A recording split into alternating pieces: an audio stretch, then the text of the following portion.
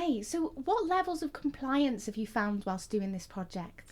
Right, so since June 2021 regarding domestic, we started with 113 F&G ratings, and we were able to reduce this down to 7 F&G ratings currently. So that actually saved carbon dioxide just under 300 tonnes, saved just over £70,000, and reduced the energy consumption by just over 300 kilowatts per hour.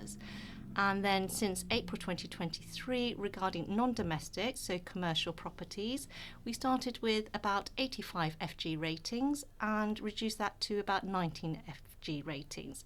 So the building emission rate was reduced by just under 500,000 kilograms of carbon dioxide per year, and reduced the primary energy use, but we don't actually have the data because that was not available on the EPC certs that we collect the data from. Wow, so really, really impressive results there. Yeah, thank you.